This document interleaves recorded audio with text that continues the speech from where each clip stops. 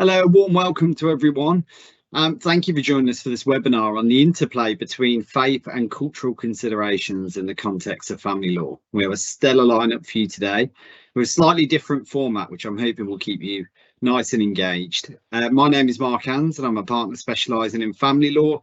I'm joined today by two of my colleagues, three of my colleagues, Sarah AlJourani, Hannah Saxe and Sangeeta Kohli. Sarah can speak Arabic as well as English, and she's recognised for her specialisms within the Islamic fields. Sangeeta is indeed a specialist in relation to issues involving Sikh and Hindu families, and we have Hannah, who has particular expertise in dealing with the breakdown of marriages where they're within the Jewish communities.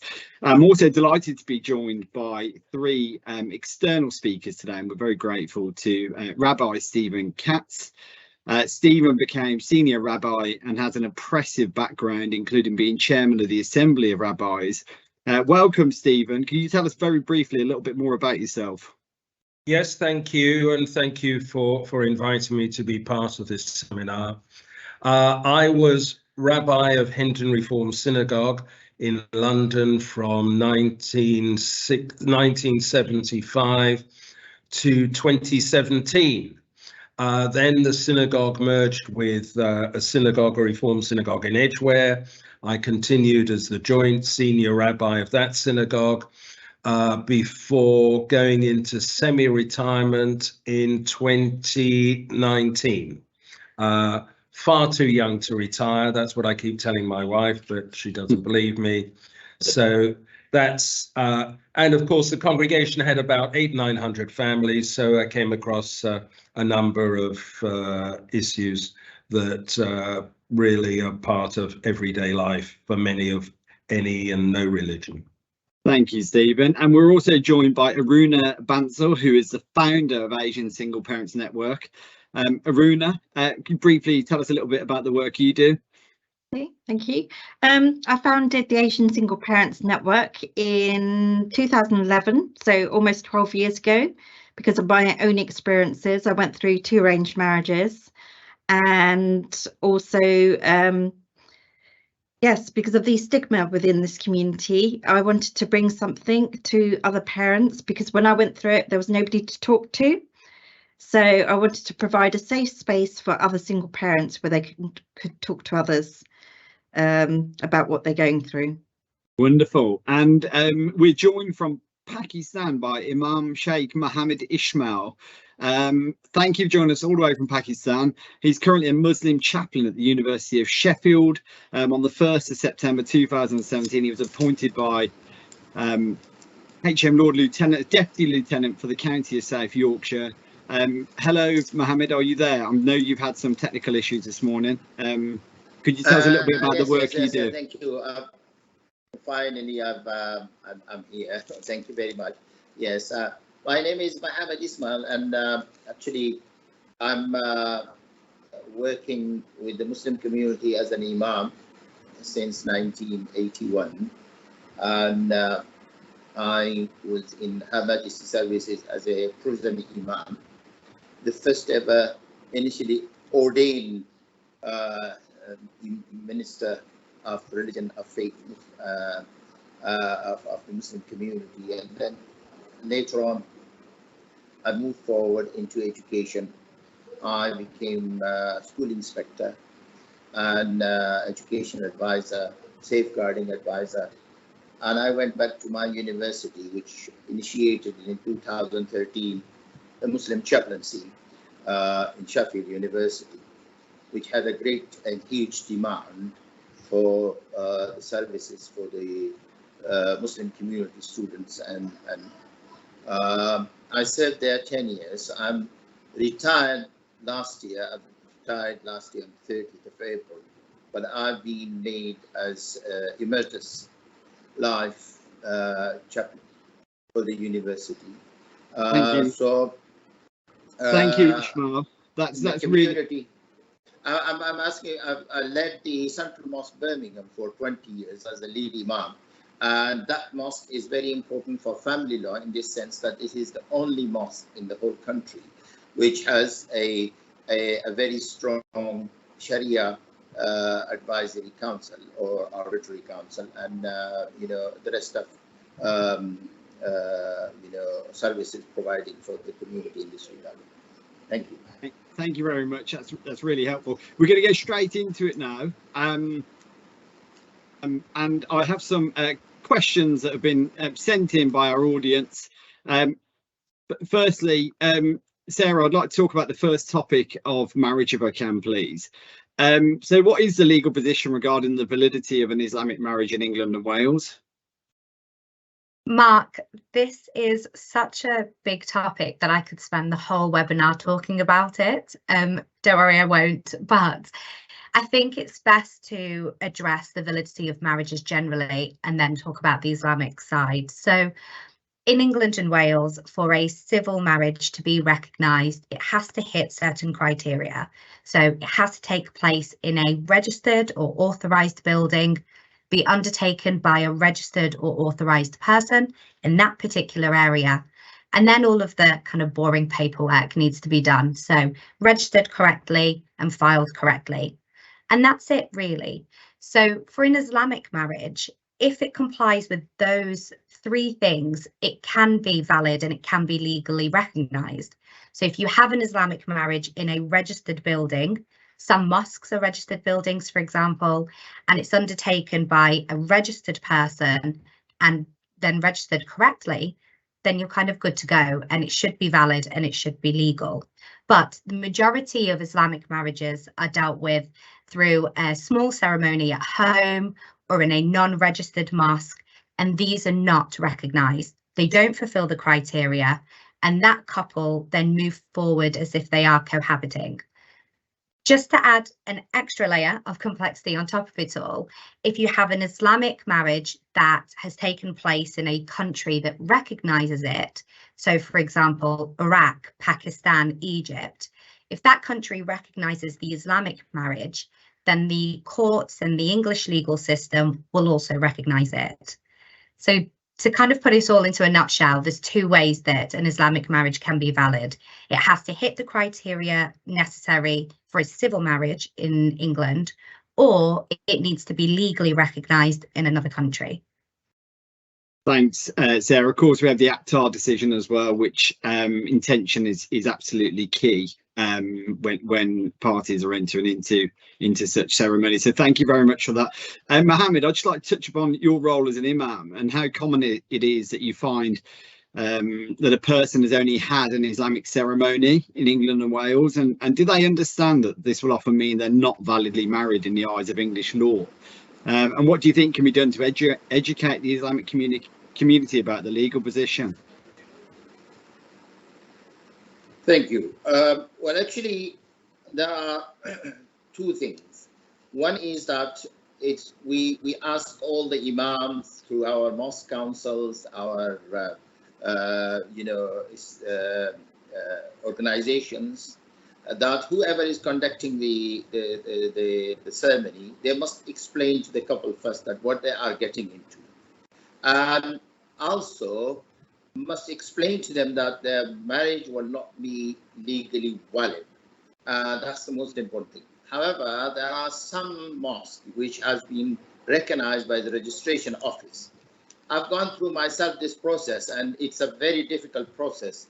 And I think the registrar office need to be more flexible and more sort of, giving right advice to people. But one of the things is here that a lot of youngsters, they don't want to register their marriage. And I came across a number of particularly female who were getting married because of their own financial, and sometimes male as well. They have their, finances, they have their, what is called, properties and things. They don't want, their partner to become a formal, partner shareholder in that. And they just want an unofficial Islamic marriage. And we explain to them, but it is a problem and it needs educating the community. And I think what is happening here, there are two reasons. One, from the legal institution and the Justice Department to recognize have some kind of recognition or relax the registration office, because a huge number of women are victimized by this because their rights are not understood or not being reckoned properly.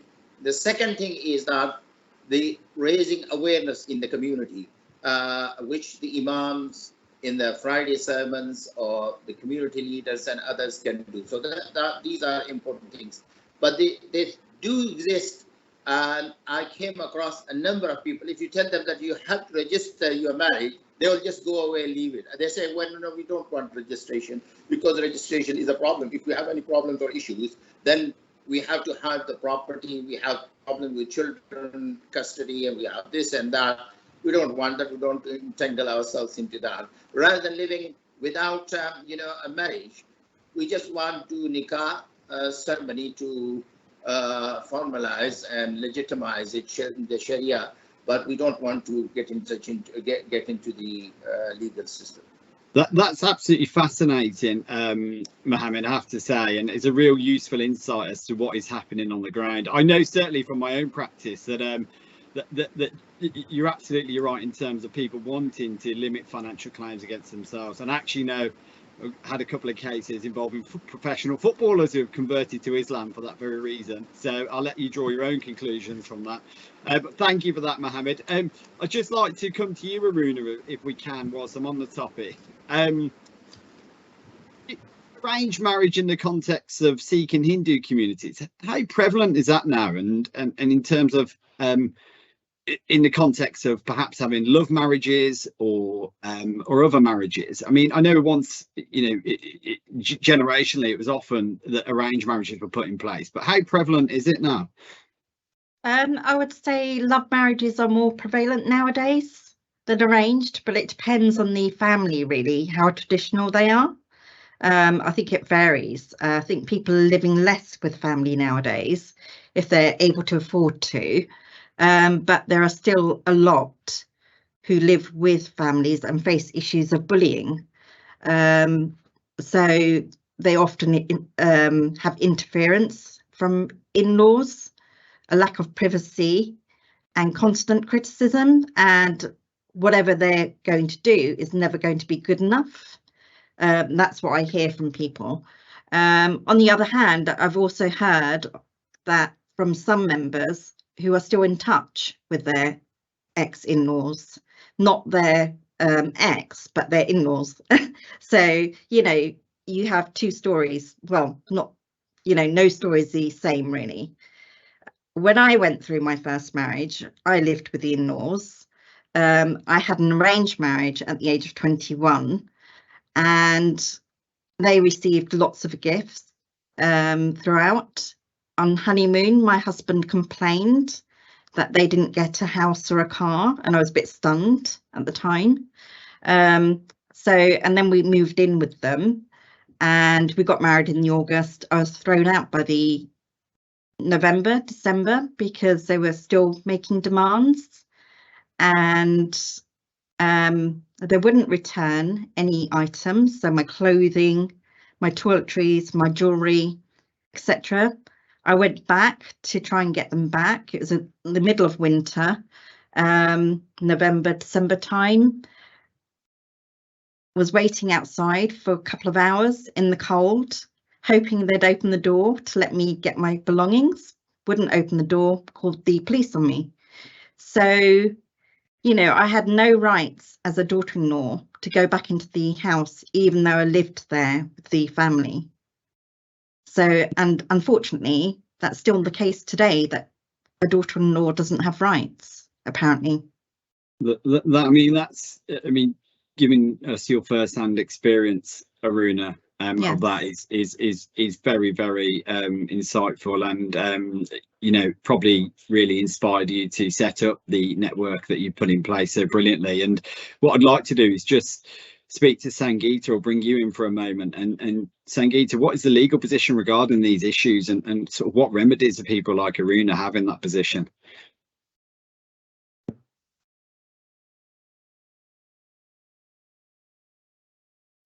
San, you're on mute. You're on mute. Sorry.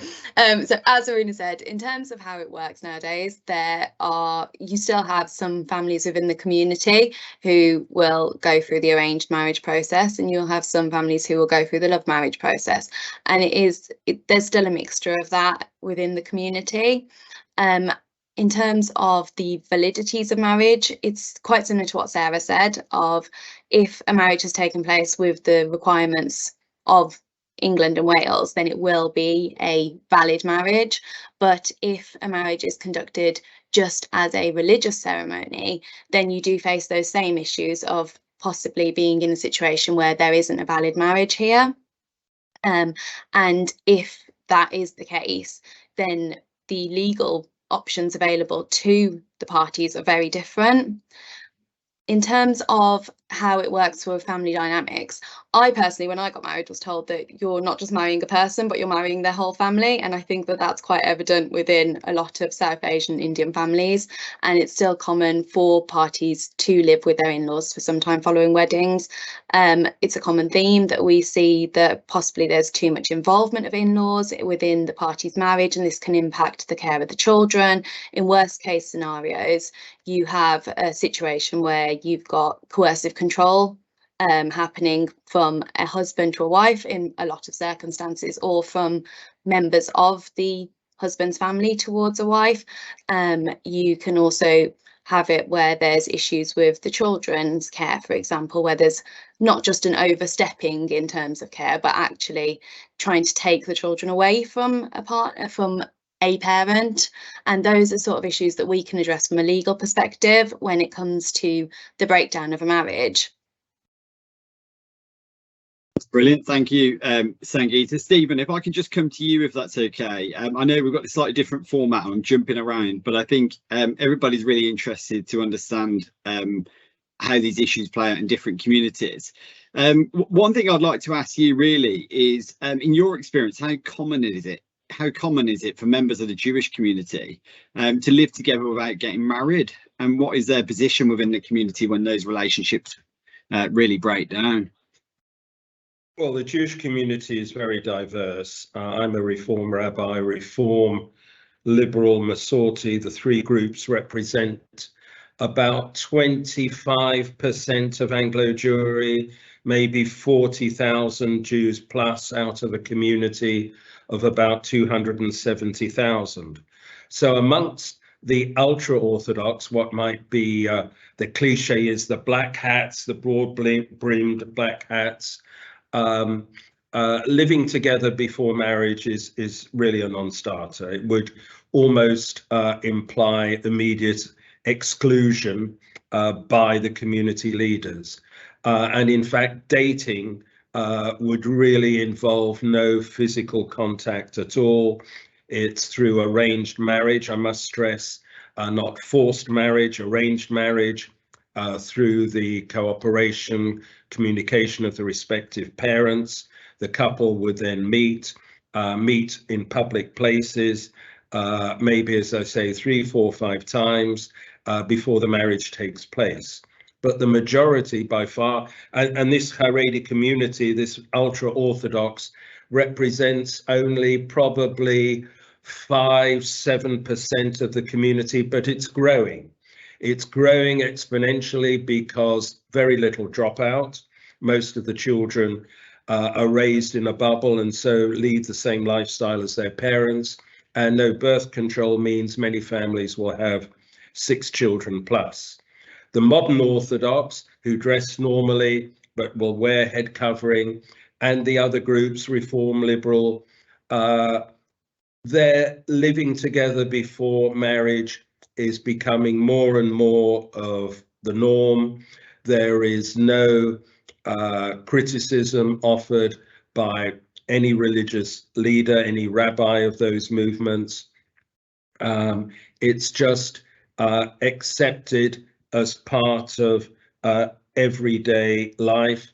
And when they go to see the rabbi to arrange the marriage, the question often isn't asked because the answer is known. And so the arrangements before the marriage, the living arrangements amongst the non-Haredi community are really a matter of largely private concern and do not incite or arouse any criticism from the religious leaders.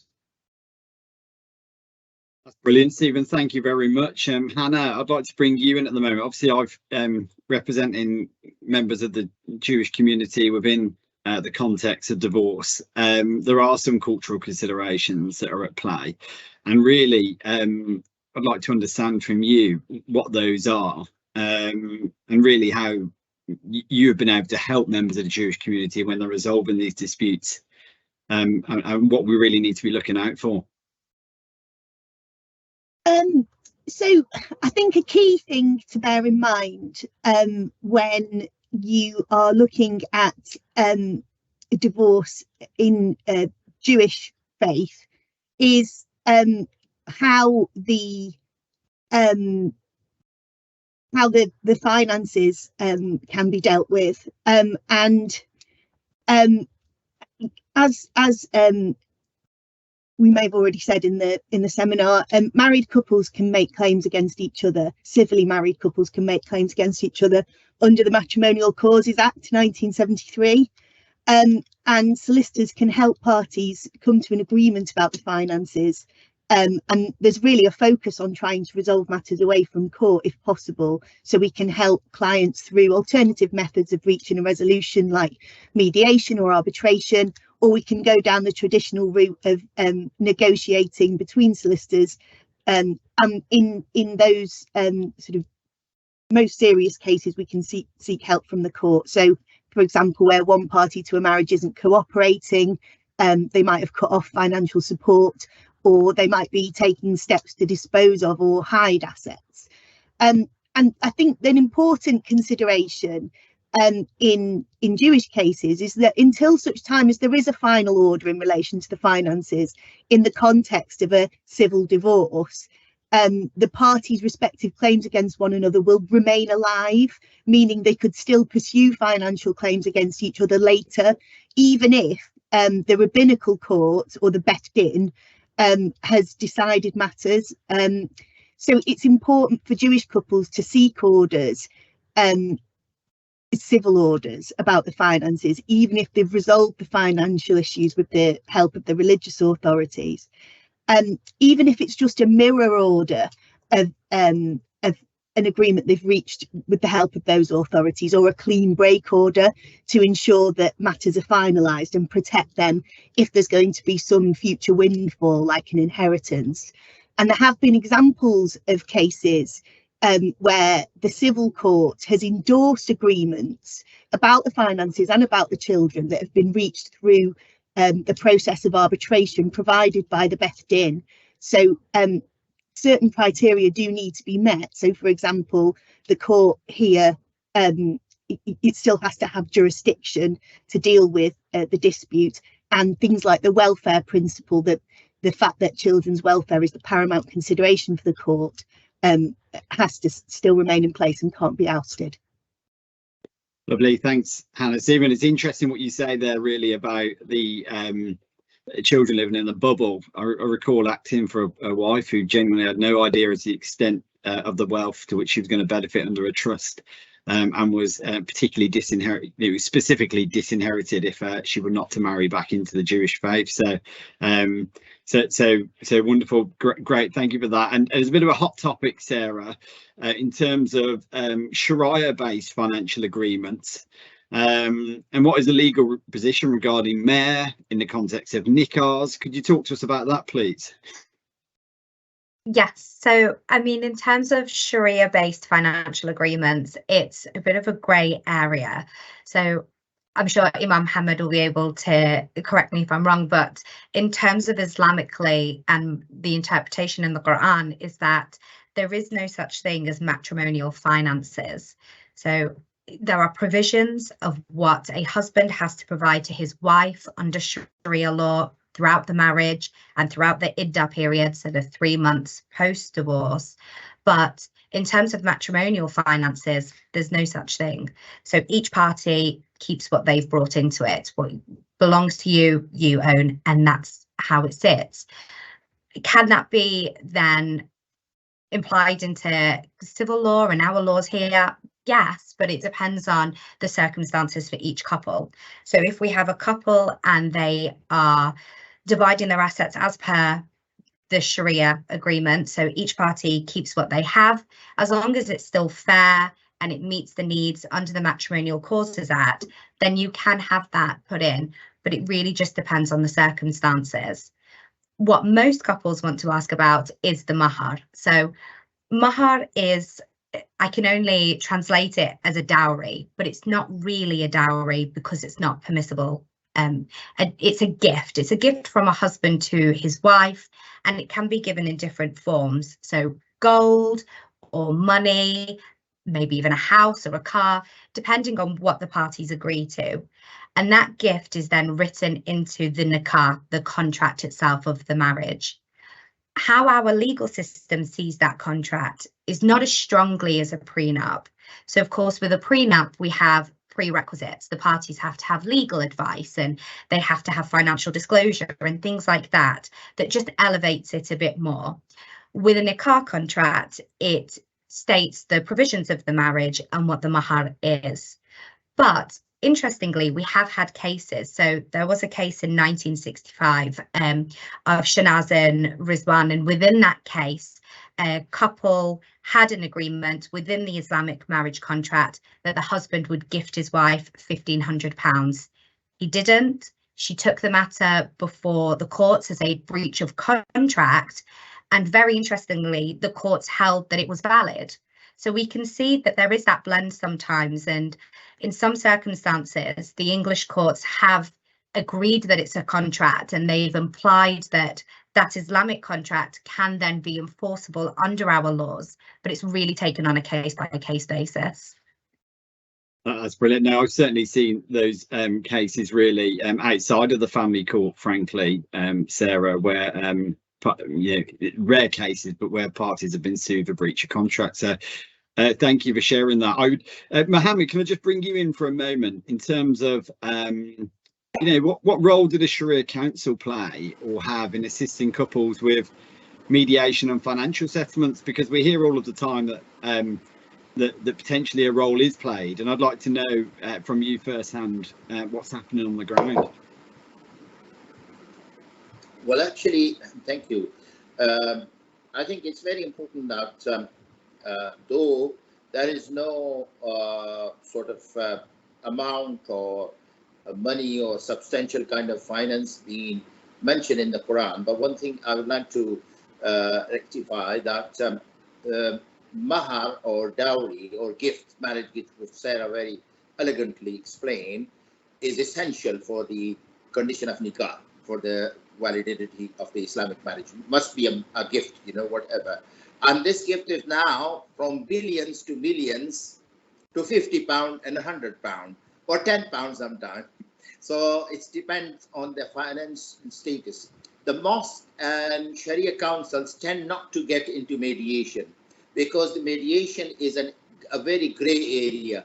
And sometimes people bring cases to the mosque and Sharia council for mediation and arbitration where they don't trust each other, or they have issues or problems, or they have judgment, or they have, custody problems with courts and so on and so forth. So we try, the mosque and Sharia council, because they are not recognized arbitrary councils like, we have in the Jewish community.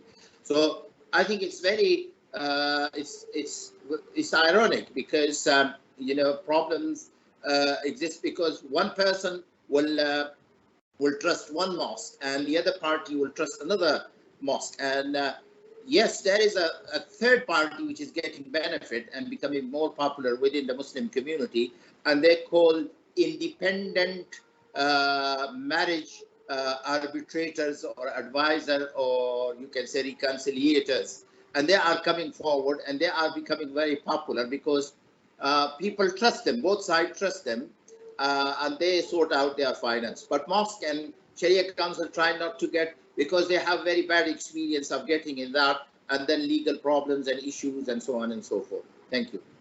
Thank you very much. I know one particular case where the dowry is 25 kilograms of gold, which they've managed to negotiate, which I think worked out to just over £1 million. So, and I'm aware from that negotiations were conducted by the parties themselves. So thank you, Mohammed, for sharing that. Yeah, I know about, for the fact, I know one party in Sheffield that they had 2 kilos of gold in mahar. 2 kilos of gold in mahar. 2 kg. Thank you. I mean, that's incredible. Okay, I'm just going to stick on the issue of jewellery and gold if I can. Aruna, do you often see demands for jewellery, including jewellery, and for dowry, including jewellery? And what sort of issues does that create within the Sikh and Hindu communities, both in the lead up to the marriage, actually, and upon separation? I think not dowry so much nowadays. I mean, weddings are mostly split 50-50. But it depends how, again, traditional the family are, but we tend to encounter the issues when single parents are going through their divorce and their disputes around gold. So, for instance, some of the questions we've had from members around gold are, does the gold need to be returned to the ex that was gifted to them? What about other gifts such as for the home, washing machine, etc.? Did you want to go through each point, Sangeeta, afterwards, or shall I read them all out? I am happy to address some of those points, but if there's anything else you want to raise on this first, Aruna, go for it. Okay, so I'm just going to go through some of the things that we have from members' queries. So my ex agreed to give me some of my jewellery back, but I want to get it checked before I accept it, as I've heard horror stories of people replacing it with fake jewellery. In case I find that there has been some foul play, how do I draft that in the consent order? A member asked X if she could return jewellery given at wedding or share in writing that it would be preserved till their daughter gets married. So is that something that can be considered in the Form E? Have you seen a father claim jewellery back or mentioned in the Form E? So those are just some of the questions that we receive from members. That's really interesting in terms of that's coming directly from your membership, which really chimes with the sort of issues which we deal with, Sangeeta, on a daily basis. I know there's a case of G&G. I have to say I can't remember the exact year. I know we've got Tim Amos, Casey, who's a super brain and walking encyclopedia of law, and I'm sure he'll be able to drop me a note afterwards of with the citation. But Sangeeta, really, what is the legal position regarding wedding jewellery, gold and other dowry? Because this is an issue which, as you know, comes up all of the time. How do the courts deal with it? Your G&G was 2006, actually. Brilliant. But I can send you the citation later too if you need it. In terms of dowry, like Aruna said, I think dowry is less of an issue nowadays in the sense of the traditional word, but there is still a very, very prevalent issue of gold within the South Asian communities. It's just common to give a gift of gold and jewellery and other things at a wedding in most of these types of faith, and traditionally that is a gift and that should be regarded as property of the person that it is gifted to. In most circumstances that would be the bride, so that would be considered to be her gift, and morally and legally that would then belong to her. The difficulty arises where it's considered, and there's families and say the husband and his family are increasingly demanding the return of this valuable jewellery because there can be a lot of it given. And if, say, the parties reach an agreement between themselves that some of that's to be returned to the husband's family, some of it's to be kept by the wife, that's perfectly fine. They're able to agree that, and when coming to the point of drafting a financial order, that can be included within there. The problems arise when there's a dispute about the jewellery, and that can include the value of the jewellery, the whereabouts of the jewellery. We've had plenty of cases, and I'm sure that a lot of people have come across times when it said, I don't know where that jewellery is, she took it with her when she left the house, I can't find it, and then later to be found, say, under a floorboard somewhere hidden. But those are where the issues then arise, and it may be that it comes to a point where we have to look and see where the wife is facing, and I say wife because it tends to be that the wife is gifted the jewellery, face the legal burden then of one, proving that she's received it, two, the intention behind that receipt so that it was meant to be hers, and then on top of that showing that it's been unlawfully retained by him or his family. And so it can be a difficult process and a hard way to show that that is hers, and the court would need to hear evidence on that. So they would need to hear evidence as to where the jewellery may be, the value of it, and that's all provided through showing evidence of using the, say, wedding films or the photos to show that what was gifted, when it was worn, and it's about building a case around that. It may be that if it's not returned to her, that the courts can make an order for a lump sum payment to her for the amount that she should have received. But it's important to realise that actually jewellery is not just regarded as a standalone isolated matter, and that it is still viewed within the whole of the matrimonial assets, and ordinarily the value of it would be factored into all of the financial settlement discussions, and that's why it is important that we build a case around it, so that when you're including that figure within your financial discussions, you've got evidence of why that is. Jewellery is not the only issue that South Asian families face. You also face issues of property, which can often be owned by multiple members of families, legally owned by one party for the benefit of another person. And in those type of scenarios, which pop up quite regularly, we can end up with proceedings where you have interveners joining in as well.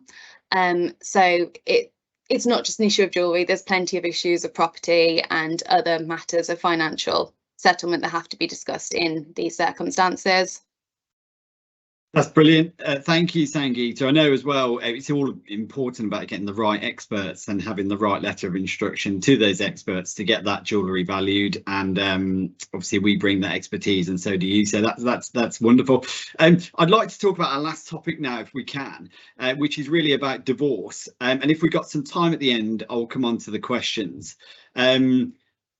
Stephen, if I can come to you, please, really. I'd like to understand, or I think our audience would like to understand, whether divorce is seen as a taboo in the Jewish community. Can you talk to us about the get, who can obtain it, how can it be obtained, and what happens if the husband refuses to do that? Right. Well, first of all, no taboo regarding divorce. Already back in biblical days, in the book of Deuteronomy, which modern scholarship says was written about 2,500 years ago, divorce was regarded as a possibility. The man, if a man found something unseemly in his wife's conduct, he could issue her with a bill of divorce. In other words, he couldn't just dismiss her and throw her out of the home without any recourse. And that bill of divorce, that written sort of document, was really to slow the whole process up a little bit. Later, rabbis in following centuries tried to, and succeeded in largely addressing the imbalance, the inequity regarding the husband and the wife's rights in divorce, so that 2,000 years ago into Judaism came the ketubah, a marriage contract. It was a contract to be signed by bride, groom, two independent Jewish witnesses, and this included, in the event of divorce, an agreed financial settlement, so that the woman's dignity and just ability to live a livable life was protected. But the get remained part of a Jewish life. The get is a divorce document written by a scribe under the authorization of the Beth Din, a Jewish court. Now, in this country, no court would issue a get. No reputable court would ever a Bet Din would issue a get unless there was first a civil divorce, a nisi, an absolute. Traditionally, both parties need to agree, But the problem is, in orthodoxy, if the husband refuses that get, then the wife cannot remarry in an Orthodox synagogue. And if she were to remarry civilly, or even in a Reform synagogue and have children through the second husband, those children would be stigmatized by the Hebrew term mamzer, often translated as bastard, but completely different from the English definition.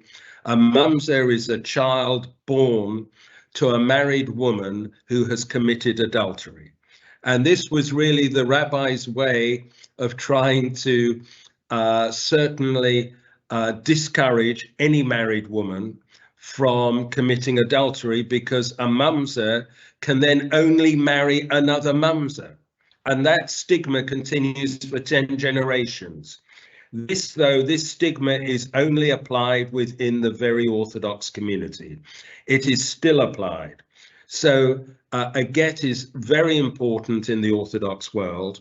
In the Reform world, again, if a couple has a civil divorce, a Reform Beth Din would almost automatically grant the get, because the couple is legally, civilly divorced. A fly in the ointment is Israel. There is no such thing in Israel as civil marriage, or indeed civil divorce. So in Israel, that means that a husband engaged in divorce could withhold his authorization, his approval.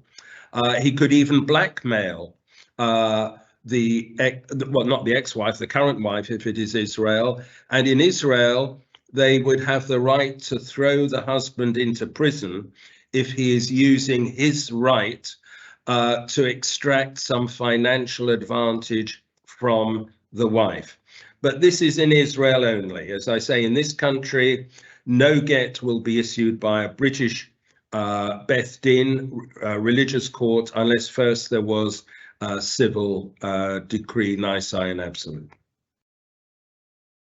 That's absolutely fascinating, Stephen. Thank you. Hannah, do you want to just come in on that about the issue of the get? Because obviously we've got the Moher case, which is the probably the most recognised of the cases. But yeah, what's the position here? So the situation here is that a Jewish divorce obtained in England, so a get obtained in England, won't be recognised by the civil courts. So the parties will want to obtain a civil divorce too, for them to be legally recognised as single and for them to be free to remarry under civil law. And a Jewish divorce obtained overseas may be recognised by the civil courts here if certain criteria are met. So it has to be legally valid in the country that it was obtained. At the time of the divorce, the husband or the wife have to be domiciled or habitually resident or a national of the country in which it was obtained, and both parties have to have notice of the divorce proceedings. So to link back to what Stephen was saying, if in circumstances of an Israeli divorce, provided that those criteria are met, if it was a religious only divorce in Israel, it could potentially be recognised by the court here. If a husband refuses to participate in seeking a get, or the wife refuses to accept a get, then there's something called Section 10A of the Matrimonial Causes Act 1973 that enables a party to apply to the civil court here to sort of delay or frustrate the finalisation of the civil divorce until such time as a get is pronounced. And as you've just touched on, Mark, there was the case of Moa where wife pursued a private prosecution against her husband under criminal legislation on the basis that it was coercive and controlling behaviour to refuse to cooperate in obtaining the get. And there's been draft statutory guidance issued by issued under the Domestic Abuse Act 2021 and published by the government in August 2021 that says that withholding a get can be domestic abuse if it's deemed to be coercive and controlling behaviour. Thank you, Hannah. And of course, the family court always seem to find a way, don't they? They awarded Mrs. Moher, I'm sorry if the pronunciation is not correct, spousal maintenance until the husband did cooperate. So I suspect that sort of incentivised him somewhat. Sarah, can we just talk to you briefly about Islamic divorce? How's that treated under English law for our listeners? So if we cast our minds back to the start of this webinar in what I said about marriages that take place abroad, it's fairly similar with divorces in that if a divorce takes place abroad and it's in a country whereby that divorce is recognised, complies with the customs and practices to be lawful in that country, then generally speaking, the legal system in England will also recognise it. So where this affects Islamic marriages is if an Islamic marriage takes place in, again, Egypt or Pakistan or Iraq, and it is lawfully recognised, then the civil marriage, if there is one, if it has been lawful in England, will also end. Where it doesn't happen is if an Islamic divorce is performed as such in this country, then it's not recognised and the couple remain married in terms of under English law. So what we often have to do is have two sets of proceedings. We have the civil divorce proceedings whereby we go through the courts and we deal with everything lawfully. And then we have the Islamic divorce proceedings, which can take place at any time. Some couples will prefer to do it after, and the reason for that is sometimes they will go through the whole process, all of the legal costs, the time, efforts that they spend on the civil divorce, and then decide that they actually do want to stay together. And because their Islamic marriage is still valid religiously for them, that's important. And that's why it's often something that they'll hold on to until the end. Other couples will want to end that straight away. So they'll want to go through the Islamic divorce process, end their Islamic marriage, and then move on to dealing with the civil one after. But as I said, it's not something that's recognised in our legal system. And so we turn to Islamic bodies such as the Sharia Council or certain mosques who can help formalise it a little bit. Because there's no formalisation required, it helps if there is something in writing, so a talaq certificate or something similar, so that they can move forward knowing that it's dated, it's recognised, it's on a piece of paper for them, and it just gives couples that peace of mind for if they do choose to remarry later on. I think all you've said, Sarah, I mean, the need for reform in this area is great, isn't it? And there's been a lot of talk over the years, but I'm hoping that the law will catch up with some of these cultural issues that do arise. It's Aruna, I just touching upon Hannah's comments about coercive and controlling behaviour. I mean, is that a theme or an issue that you see regularly when you're supporting parents through your network? And what sort of impact do these behaviours have on your members? Obviously, yes, we do have quite a lot of members who go through this, and they're very obviously impacted by the situation as well. Do you mean false allegations or well, generally?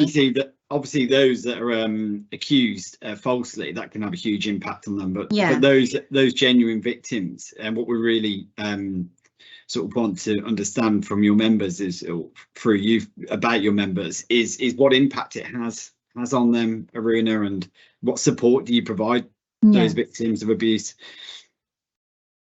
We sort of signpost members to various forms of support. So we provide groups, WhatsApp groups, where members can post and find out what other members have, how they've dealt with certain situations. We have Zoom sessions regularly where members can come along and talk to each other about what they're going through and how they might deal with things. We also signpost to other organisations who specialise in this. So there are many sort of other organisations that sort of deal with this specifically. And we often have Q&As with different experts as well who can help on matters. So we have a variety of different ways we can support members. Thanks, Aruna. And Sangeeta, what do you see from a legal perspective? What allegations do you commonly see? So we see allegations of coercive controlling behaviour quite a lot throughout these types of proceedings. A lot of the time there's an element of alcoholism involved in them, and you'll have a lot of accusations that one of the parties, and more often than not the male, is drinking alcohol and becoming abusive towards the wife in those circumstances. And it's linked to not only the breakdown of their marriage, but also problems with the care of the children and issues of domestic abuse and coercive controlling behaviour. And in those circumstances, it may be that the party has to apply for a non-molestation order to protect not only themselves, but also the children of the family. It also holds significant weight when it comes to dealing with the child arrangements following divorce, because when alcohol misuse is denied, that can create a lot of acrimony between the parents, and you can have situations where the one concerned parent is worried about the fact that the children might be in the car when the other parent is driving under the influence, or that they may be neglecting the care of the child because they're drinking whilst caring for them, or that the children have been exposed to lots of adult issues whilst being in the care of the parent who's drinking. And these are the sort of issues that can arise quite often, and they're concerns that are raised quite often that warrant then a court application, the need for CAFCAS to get involved and have a Section 7 report done, and there needs to be usually alcohol testing, and get to a point where actually the court put in place safeguarding to allow contact to take place, but to make sure that it's done in a way that the children and parents are protected. Great, thanks, Sangeeta. Hannah, I'll come to you in terms of this sort of topic about coercive control, but what happens when you have, for example, separated parents? One of them might be more orthodox in their Jewish beliefs than the other parent. They separate and they disagree on issues relating to the children. For example, whether they should go to a Jewish faith school, paying for the cost of a bar mitzvah, and any other rituals that are obviously performed that are very important to some members of the Jewish community. How do you deal with that from a legal perspective? So decisions about religious matters, such as whether a child should go to a faith school or not, are parental responsibility decisions, and they're decisions that parents should be taking jointly in consultation with one another. And if they're not able to reach an agreement about those issues, then what we can do is ask the court to step in and help. And what we do is we apply for something called a specific issue order. And when making a determination in relation to those applications, the court's paramount consideration is what is in the children's best interest, what supports their welfare. And it's really important in cases such as this to be aware of the cultural issues involved. So, for example, the significant events that Jewish children might have in their life, like a bar mitzvah, the religious holidays, and things like usual practice at Jewish schools. So some children, particularly in the Orthodox communities, might, for example, attend school on a Sunday. And it's important because a judge or a CAFCAS officer in proceedings concerning children won't necessarily always be aware of those issues. So, for example, I had a case once where the judge and the CAFCAS officer were talking about sort of sharing or splitting the child's time between their parents' home on the festival of Tisha B'Av, when in reality it is a religious festival, but it's really impractical for a child to travel long distances between parents' homes on that day, because it's a day for fasting and prayer rather than a day for celebration. Thank you, Hannah. Thank you for that. We are running slightly low on time, so what I'm going to do is thank all of our speakers, but then just jump to some questions we've had from the audience. I think we have a couple of minutes left. Stephen, one question for you really from the audience is, do you see an imbalance of power in the Jewish communities between men and women? With respect to marriage and divorce? Yes, and it must mean that, but that's not specific to that, but more generally, and perhaps on marriage and divorce. Yeah. Again, a big difference between the ultra-Orthodox community on the one hand and the modern Orthodox and Reform Liberal on the other. Yes, regarding the ultra-Orthodox community, there probably is an imbalance. And remember, with arranged marriage, that the couples will usually be married before they've reached the age of 20. So there is much influence and, if you like, power wrought by the respective parents, because the two young people in the marriage often aren't holding down a job, haven't yet had any real experience of life and relationships.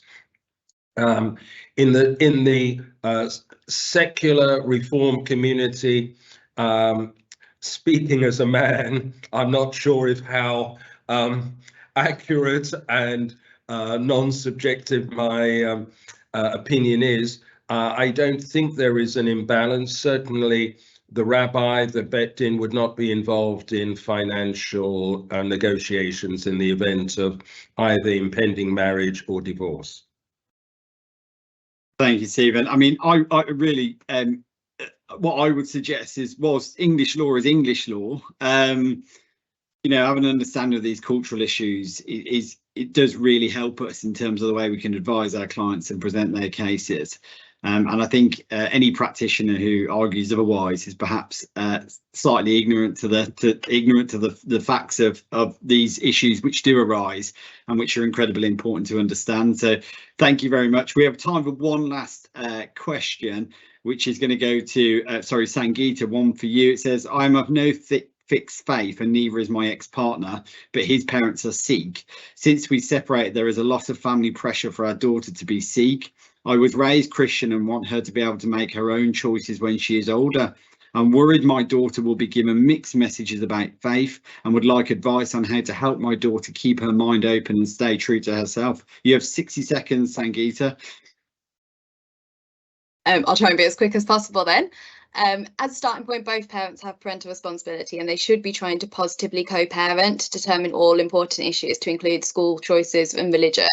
And neither parent has a predominant right on that situation. From here, it sounds like it's not necessarily the father, but the paternal family influence. And that is going to play a big part in it. And what needs to happen is the parents need to have a discussion between themselves and see what the father's view on this is. If actually he's of a view that they can reach a agreement between themselves as to how their child should be brought up, then that is that. If it is that he's influenced by his family and that's a playing factor, then there's issue. The parties could try mediation. If that didn't work, the last resort is a court application, as Hannah mentioned previously, for a specific issue dealing with whether a child should be brought up of a particular religion.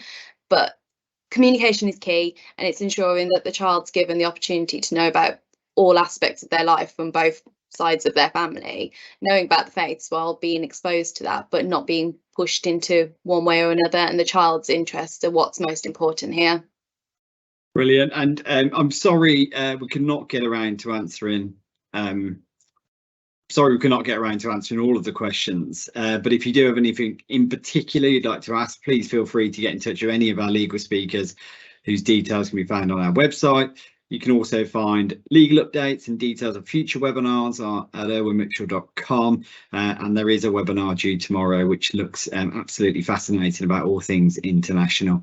So that just leaves me to thank everybody. Thank you to my colleagues Hannah, Sangeeta and Sarah, and particular thanks expressed to Stephen, Aruna and Mohammed. We are very grateful that you've joined us, and to provide us with your first-hand insight and experiences is absolutely invaluable to both us and our wider community. So thank you very much. I look forward to joining you next time. Thank you. Thank you.